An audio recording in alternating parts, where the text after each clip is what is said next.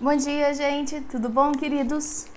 Vamos agora para mais uma aula de língua portuguesa, hoje na página 40, ainda trabalhando a boneca de milho, o site onde contou a história da Eliette, uma memória de infância dela, né? Que ela brincava com a boneca de milho. E nesse texto você vai ler novamente o texto da página 35 do site da boneca de milho, porque é importante você ler para relembrar e agora conseguir responder, tá? E quando você ler, você vai perceber que existem vários numerais, numerais de ano, numerais de ordem, o primeiro, o segundo, o terceiro, o que acontecia. Por que esses numerais são importantes? Eles são importantes para situar o leitor na história, para que o leitor consiga entender melhor os fatos, compreender melhor o que está sendo escrito, né? Transmitir melhor a mensagem. Por isso que esses numerais são importantes. E a gente pode observar que nos diários existe numerais, as datas, né? Ou o que aconteceu por ordem no dia da pessoa que está escrevendo o diário. Uma autobiografia. Autobiografia é quando a pessoa vai escrever sobre ela mesma. A pessoa coloca muitos numerais, porque ela coloca datas, ela coloca a ordem dos fatos que ocorreram na sua vida. Uma reportagem, uma notícia, muitos numerais. Se você for ler uma reportagem da Covid-19, você vai ver que de quantos morreram, quantos pegaram, quantos se recuperaram. Números e mais números. E esses numerais ajudam na interpretação do texto, na compreensão do texto, das informações transmitidas. Receitas tem as quantidades, né? Um copo, 2 copos, uma xícara, uma colher, meia colher, né? Álbum de fotos. A gente usa os numerais para ordenar as datas, né? Também. Trava-línguas é mais difícil, mas pode acontecer. Talvez a gente faça um trava-língua com 1, 2, 3, gato, xadrez. A rima, dependendo como for, acaba usando numerais, né? Mas não é um numeral que é para situar o leitor, né? Então, o trava-línguas não usa o numeral dessa forma, para que você precise dele para entender o texto, né? Ele faz parte só do texto, mas não há uma necessidade daquele numeral para interpretar, para que o leitor consiga se situar melhor na história, né? É mais para treinar a pronúncia. A questão 35 está falando sobre o que ela fazia, né, com a boneca de milho. Aí tem uma nuvenzinha roxa com o que ela fazia. E você vai colocar o numeral, ó. Primeiro, você escreve o que ela fazia primeiro. Segundo, o que ela fazia por segundo. Terceiro, o que ela fazia por terceiro. Quarto, o que ela fazia por quarto, tá? Então, você vai usar os numerais para colocar em ordem as ações que a Eliette fazia para conseguir brincar com a sua boneca, tá bom? Na página 41, o exercício 37, fala assim: escreva abaixo os verbos que indicam as ações. Vou dar um exemplo aqui.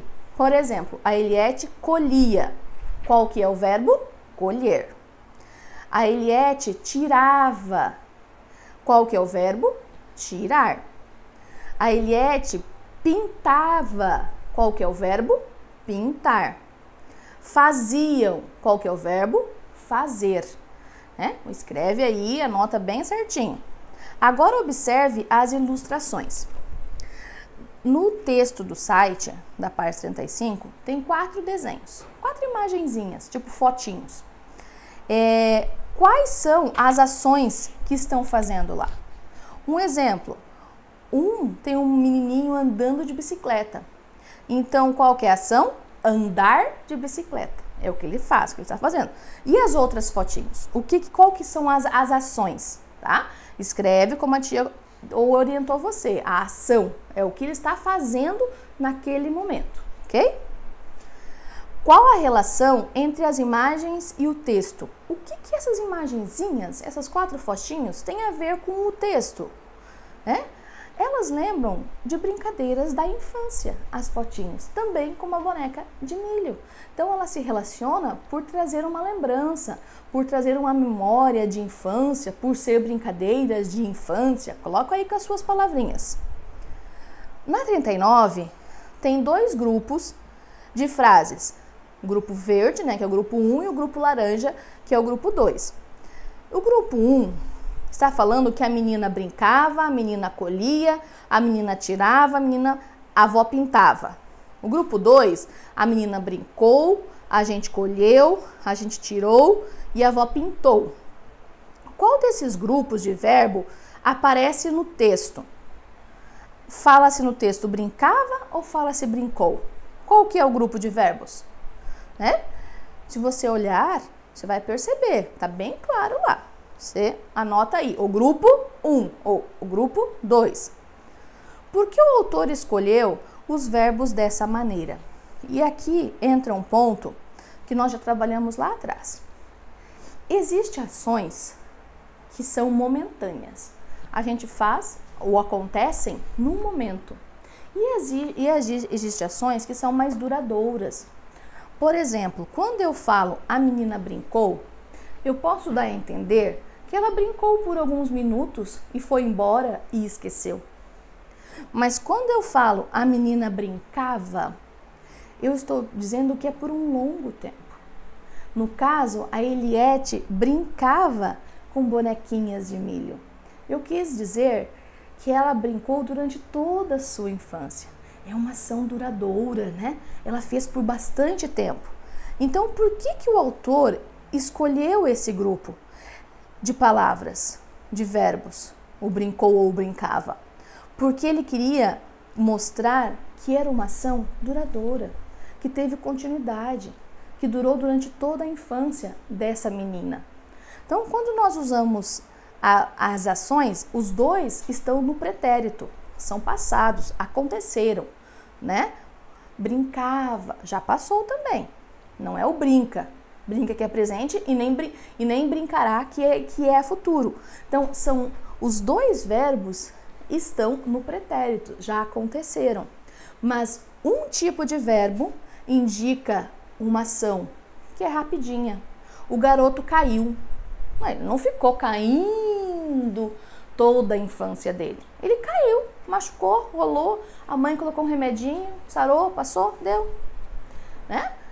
Mas quando eu falo brincava, eu estou dizendo que foi uma coisa mais longa, né? Foi uma ação mais demorada e não momentânea.